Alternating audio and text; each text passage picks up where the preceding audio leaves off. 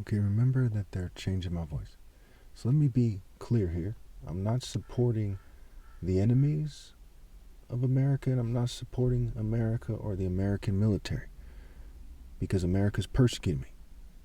And other nations have assets here that are taking part in the campaign, and that's pretty clear here. So I'm not on Iran's side or some kind of terrorist group side or anything like that. China, Russia, you name it. Okay? But they're persecuting me, and they're fuming me, and they're poisoning me. And I've proven definitively that I'm the idea of Christ coming back. Okay? I'm the idea that Christ is superimposed on. Okay? Because the Bible is made in a way that's confusing on purpose, so other people can use theater arts and other satanic arts to pretend they're important, to pretend they're holy, and so on and so forth. But the reality of the situation is it's not respecting this country. For those of you who are concerned with that, it's not respecting the troops or supporting them to persecute me. How can you hate the troops more than to persecute Jesus, the one who's actually Jesus in real life, whether they know it or not? How do you hate them more than that? How can a Jew hate a Jew more than persecuting Jesus? How can a Christian hate a Christian more than persecuting Jesus? How can a Muslim hate a Muslim more than persecuting me?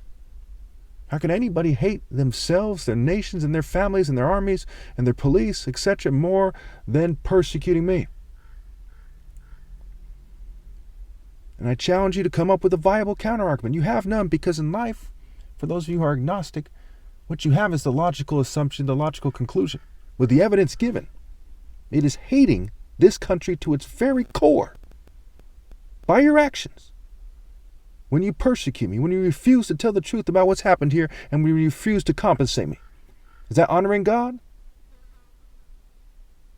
So I'm owed all this money by the government, and they won't pay, and I'm persecuted, and they're obstructing justice, they're tampering with evidence.